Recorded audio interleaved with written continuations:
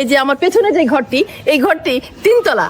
ভাবা যায় যে কাঠের এবং টিনের তৈরি 3 তলা বাড়ি। এই ঘরটির কিন্তু আরেকটি নাম আছে, জমিদারের নাকুচা ঘর। আচ্ছা, এটা তৈরি করতে মেক 6 মাস সময় লাগছে, এখনো কাজ কিছু বাকি আছে। আচ্ছা, এই ঘরটা কি আপনারা ঘরের হাট থেকে তুলে নিয়ে আসছেন নাকি এইখানেই তৈরি হয়েছে? না না, মূলত ঘরটা নিয়ে আসছি আমি আবির টিম্বার থেকে।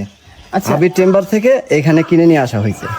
এখানে কিনে নিয়ে আসছে এই ঘরের যে মালিক, সে হলো স্বপন মিয়া, আচ্ছা সে থাকে ঢাকায়।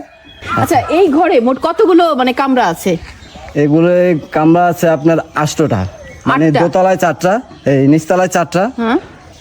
দোতলায় আছে 2টা, আর 3 তলায় আছে 2টা, এই 8টা। আচ্ছা, নিচতলায় 4টা, মানে এই যে সামনের দিকে একটু বাড়ানো আমরা দেখছি। হ্যাঁ, এখানে বারান্দা আছে, সামনে 2টা ঘর বেশি আছে। হ্যাঁ এখানে একটা বেড়া হবে। আচ্ছা, মোট 8টা কামরা। 8টা রুম হবে। আচ্ছা, আমরা দেখলাম যে সবগুলো তালাতেই মানে চারদিকে বারান্দা। হ্যাঁ, চারদিকে বারান্দা আছে। আচ্ছা, কতগুলো জানালা আছে আপনার এখানে মনে জানালা আছে? আছে আপনার 43 জোড়া। মানে 3 তলা ম্যাকের মিলে 3 তলা থেকে 1 তলা পর্যন্ত 43টা জানলা আছে। মানে একটু পুরো যাতে খোলামেলা থাকে এর জন্য। এই কাঠের ঘরের বৈশিষ্ট্যই হচ্ছে মানে খোলামেলা থাকবে এবং অনেক আলো বাতাস থাকবে।